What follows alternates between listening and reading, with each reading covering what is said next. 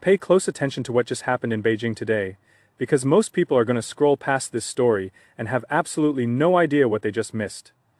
Jensen Huang, the CEO of NVIDIA, the man who built the single most important company in the entire artificial intelligence revolution, was not on the guest list for President Trump's state visit to China. That was the official, confirmed position as recently as Monday. The White House had published its delegation roster. Huang's name was not on it. There were concerns that bringing the CEO of the world's largest chip company to a Beijing summit could invite unwanted scrutiny given the highly contested question of NVIDIA chip sales to China, and sitting out the visit would have prevented the awkward conversations that surround that issue. The political calculation was made: Jensen Huang would stay home. Then the media noticed. Then Trump saw the coverage. Then Trump picked up the phone personally, called Jensen Huang, and told him to get on a plane.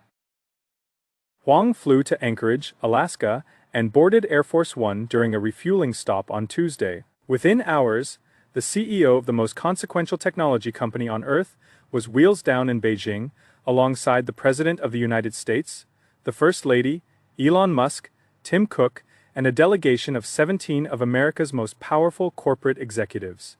Take a moment to appreciate the full weight of that sequence. The original decision to leave Huang off the list was a deliberate political calculation designed to avoid exactly the conversations that Huang's presence would invite. Someone in the White House sat down and thought carefully about the optics, the congressional blowback, the China hawks in the Republican Party, and the signal it would send to bring the chip king to the table with Xi Jinping. They decided it was too risky. They made the call, and then Trump personally overrode that entire calculus with a single phone call to Alaska. That is not an accident. That is not a whim. That is a president deciding in real time that the artificial intelligence chip question is too important to be managed by omission, that it needed to be in the room, that Jensen Huang needed to be at the table. And when the most powerful person on earth makes that kind of last-minute, personally driven decision to insert the most important CEO in AI into the highest-stakes diplomatic summit of the year, that tells you something profound about where we are in the AI race and what the next phase of this competition is going to look like. This is exactly the kind of signal that separates investors who understand the deeper currents of where value is being created from investors who are just watching headlines. At Wealth Lab, we exist to help you be the first kind if you want to understand the moves that actually shape the AI investment landscape before the rest of the market catches up. Subscribe right now. Let's get into what is really happening here. First, let's set the full scene because the context of this summit is essential to understanding the stakes. President Donald Trump arrived in Beijing for a multi-day state visit, the first visit by a sitting U.S. president to China in almost 9 years, with an agenda covering trade, Taiwan, the Iran war, and artificial intelligence. The backdrop could hardly be more complicated. The US and China have been locked in an escalating technology and trade competition for years. The Strait of Hormuz is effectively closed due to the ongoing Iran conflict, sending global energy prices higher and adding economic pressure on both sides. A fragile trade truce is in place, but unresolved structural disputes run in every direction. And looming over all of it is the question that neither side has been willing to fully answer. In the global race for artificial intelligence supremacy, who wins, and on what terms does the competition happen? The delegation Trump brought to Beijing maps almost precisely onto the commercial agenda of the summit. 17 executives representing semiconductors, aircraft, finance, agriculture, and energy. Tim Cook is there because Apple manufactures an enormous portion of its products in China and needs to maintain access to that supply chain. Elon Musk is there because Tesla sells a significant volume of vehicles in China and has manufacturing operations on the ground. Boeing's CEO is there because China is one of the largest purchasers of commercial aircraft on Earth, and the trade relationship directly affects order books. The Goldman Sachs, BlackRock, Blackstone, Citi, and Visa executives are there because global capital flows run through the US-China relationship in ways that affect every financial market on Earth. And Jensen Huang is there because he controls the chips that power the AI revolution, because China wants those chips desperately, because the US government has spent years debating how many of them China should be allowed to have, and because that single policy question has the potential to unlock or foreclose a $50 billion market opportunity for the most valuable semiconductor company in history. That is the table. That is what is being negotiated. Now let's talk about the chip question in the kind of depth it deserves. Jensen Huang has pegged China's market for AI chips at $50 billion. To put that in perspective, NVIDIA's total revenue for its most recent fiscal year was approximately $130 billion. China's AI chip market, if fully accessible, would represent a market expansion of roughly 40% on top of NVIDIA's current revenue base. That is not a marginal opportunity. That is a company-defining opportunity. And right now, US export controls mean NVIDIA can only access a fraction of it. The history of this policy has been volatile in ways that have directly hammered NVIDIA's financials. The US banned NVIDIA's H200 chip, a capability-limited version engineered specifically to comply with export rules, from Chinese sales in April 2025, costing NVIDIA a $5.5 billion inventory charge. The Trump administration then reversed course in July 2025, permitting H200 sales and subsequently licensed more advanced H200 chips for China in December. In the space of 8 months, you went from a ban to a partial reversal to an expansion. Every single one of those policy shifts moved NVIDIA's stock price. Every single one of them created winners and losers among investors depending on how they were positioned. The current situation is one where the Trump administration has allowed the sale of some less advanced NVIDIA AI chips to China, taking a 25% fee. But the US has also said the Chinese government has itself restricted the purchase of those chips. Read that carefully. Both governments are simultaneously restricting chip flows from opposite sides of the transaction. The American side is allowing certain sales but taxing them. The Chinese side is restricting purchases. You have a $50 billion market that both governments are actively suppressing for their own strategic reasons, while the company in the middle is watching tens of billions of dollars in potential revenue sit just out of reach.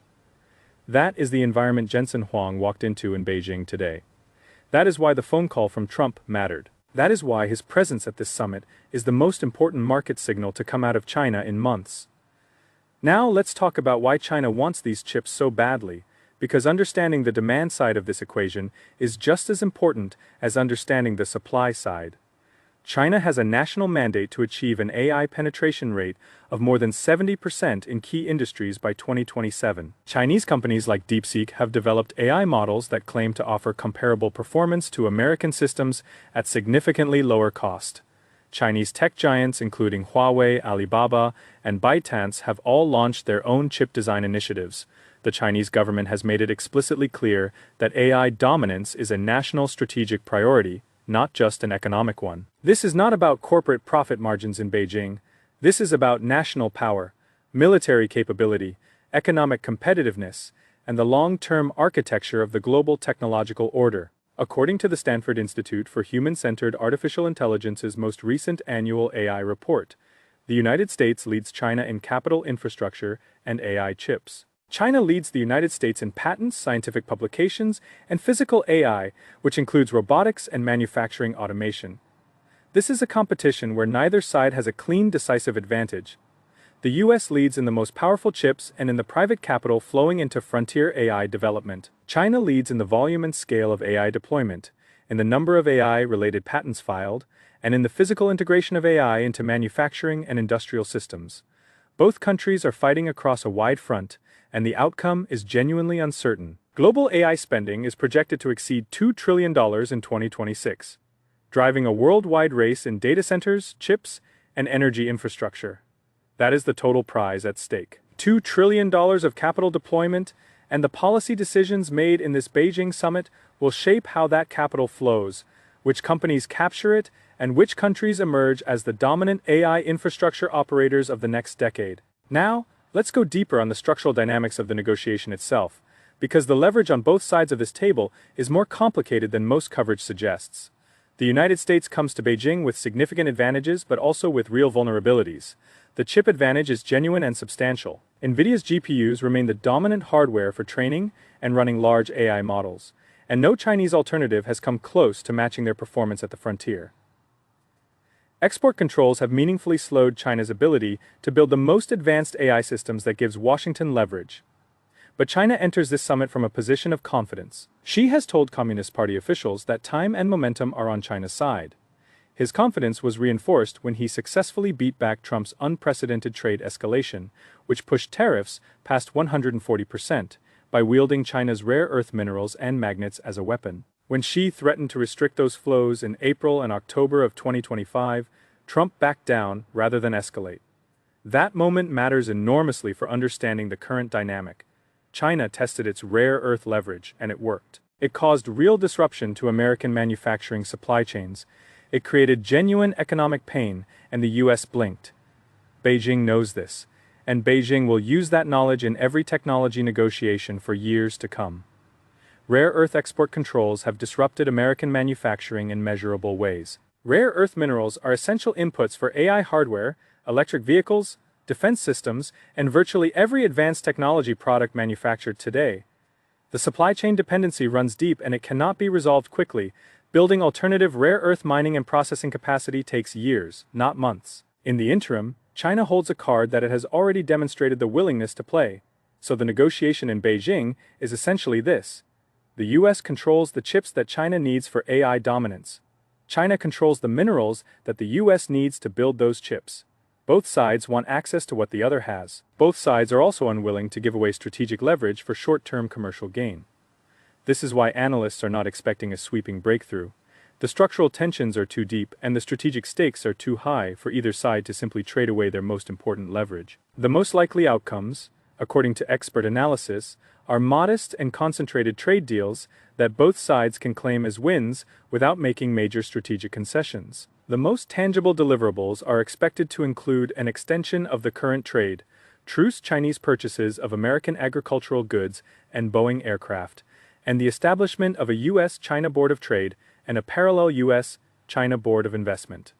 These are real wins, but they are transactional wins. They do not resolve the fundamental technology competition.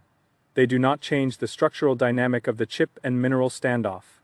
They are the kind of agreements two countries reach when they need to show their domestic audiences that diplomacy is working without actually resolving the disputes that make diplomacy necessary in the first place. For AI investors, the most important thing to understand is that the summit is most likely outcome leaves the core uncertainty intact.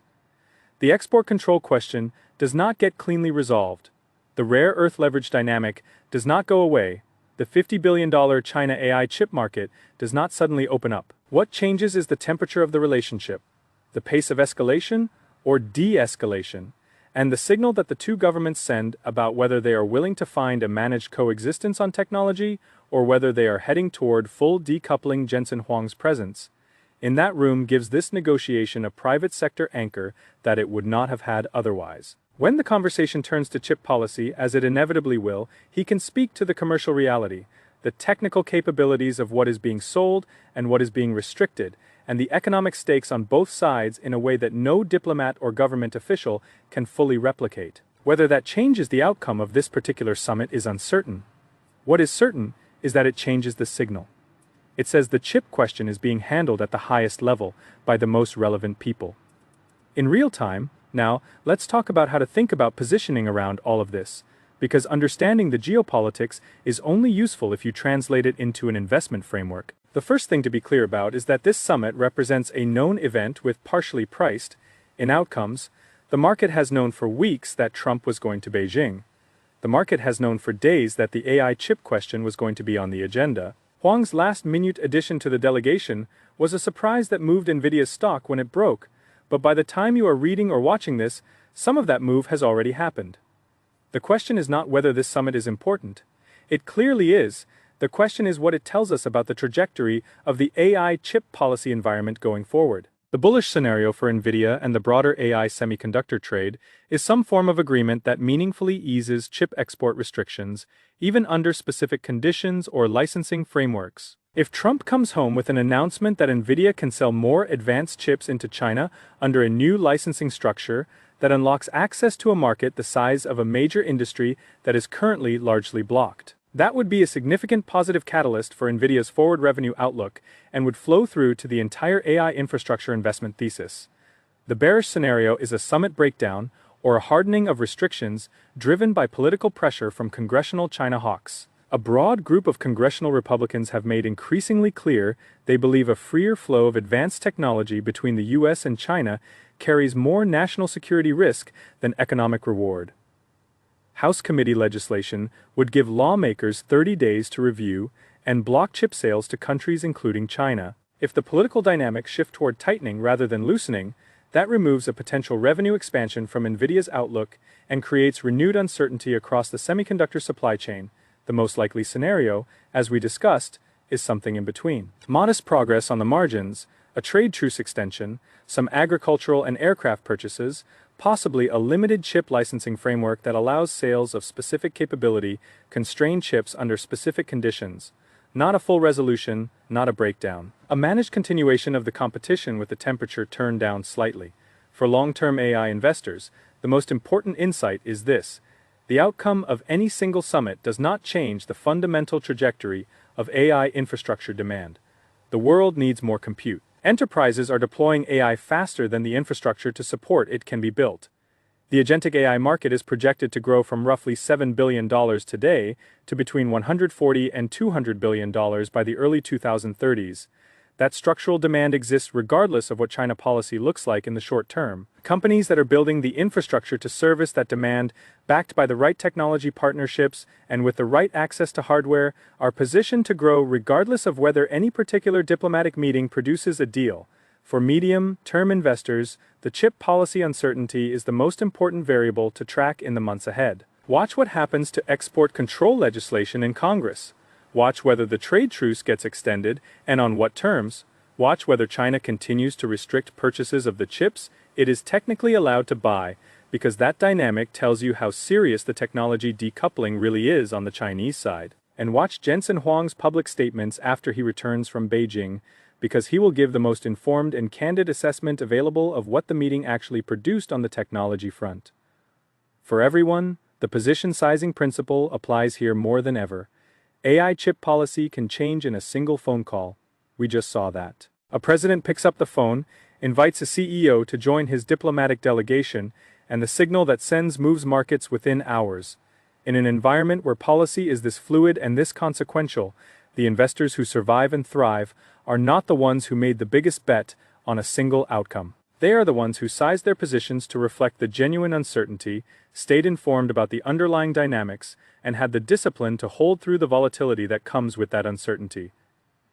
Here is the bottom line. Jensen Huang boarding Air Force One in Anchorage to fly to Beijing with the President of the United States is one of the most significant market signals of 2026.